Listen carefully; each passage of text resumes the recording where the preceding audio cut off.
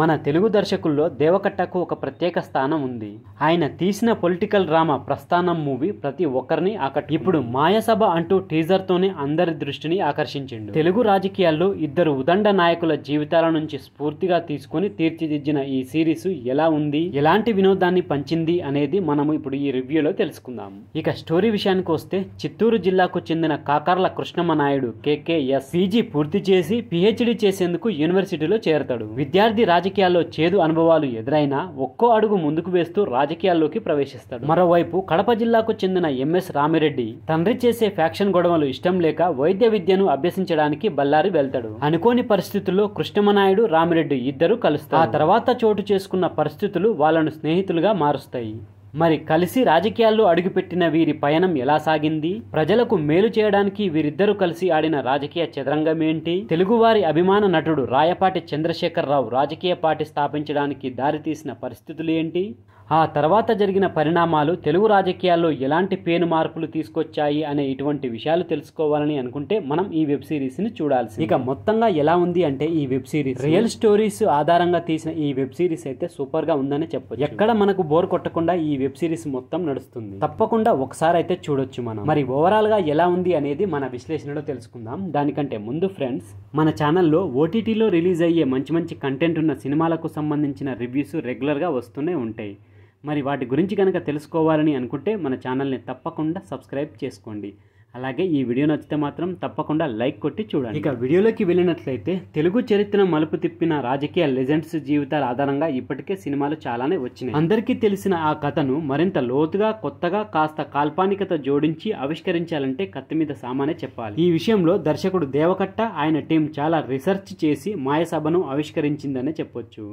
ఏ పాత్రను, ఏ సన్నివేశాన్ని ఎలా తీయాలి, ఎంతలో తీయాలి అన్న లెక్క ఈ సిరీస్ రూపొందించే విషయంలో దేవకట్ట విజన్ ప్రతి సన్నివేశంలోనూ స్పష్టంగా కనిపించింది. ఇద్దరు యువకుల కుటుంబ నేపథ్యంతో పాటు ఈ కథలోని కీలక పాత్రలను పరిచయం చేస్తూ మొదటి ఎపిసోడ్తో మాయసభ ప్రపంచాన్ని పరిచయం చేసిండు దర్శకుడు. అక్కడి నుంచి ప్రతి ఎపిసోడ్లోనూ ఇద్దరి పాత్రలను చాలా బ్యాలెన్స్ చేస్తూ తీర్చిదిద్దిన విధానం మెప్పిస్తుంది. ముఖ్యంగా వారి జీవితాలను మూలాల నుంచి ఆవిష్కరించిన తీరు బాగుంది. ఆ సమయంలో కుటుంబ నేపథ్యం పరంగా ఆ ఇద్దరు ఎదుర్కొన్న అవమానాలు, వాటిని దాటి కెరీర్లో ముందుకెళ్లేందుకు తీసుకునే నిర్ణయాలు, ఇలా ప్రతి ఒక్కటి కొత్తగా ఇప్పటి వరకు ఎవరు చెప్పని కథను చెప్పేసిండు. కేవలం ఇద్దరి పాత్రలే కాదు, అదే సమయంలో విజయవాడ రాజకీయాలు, అక్కడి సామాజిక వర్గంలో పుట్టిన ఓ వ్యక్తి వ్యవస్థలను శాసించే స్థాయికి ఎదిగిన తీరు, ఆ తర్వాత హత్యకు గురైన ఘటన తదితర అంశాలను ఇందులో ప్రస్తావించడం గమనార్హం. ఇక ఎమర్జెన్సీ సమయంలో చోటు చేసుకున్న పరిస్థితులను ఇద్దరు యువకుల జీవితాలను అన్వయిస్తూ తీర్చిదిద్దిన సన్నివేశాలు అలరిస్తాయి. ఢిల్లీలో ప్రధాని ఐరావతి బసు ఆడే రాజకీయ చదరంగం, ఆమె కొడుకు సందీప్ బసు తీసుకున్న నిర్ణయాలు, ఇలా ఆ టైం లైన్ లో జరిగిన ఏ అంశాన్ని వదలలేదు. అయితే వాటి కోసం కాస్త ఎక్కువ సమయం తీసుకున్నారేమో అనిపిస్తుంది. మొదటి 3-4 ఎపిసోడ్స్ లో ఇద్దరి రాజకీయాల వైపు అడుగులు వేయడానికి దారితీసిన పరిస్థితులను చూపించారు. ఎప్పుడైతే కృష్ణమనాయుడు, రామిరెడ్డి ఎన్నికల్లో విజయం సాధిస్తారో అప్పటి నుంచి కథ మరో మలుపు తీసుకుంటుంది. రాష్ట్ర రాజకీయాల్లోనే కాదు, ప్రజల జీవితాల్లో మార్పు తీసుకొచ్చేందుకు ఇద్దరు ఆడే రాజకీయ చదరంగం చక్కటి వినోదాన్ని పంచుతుంది. ముఖ్యంగా చెవెల్లె భాస్కర్ రావు, శ్రీకాంత్ అయ్యంగార్ సన్నివేశాలు అత్యంత వినోదాన్ని పంచుతాయి.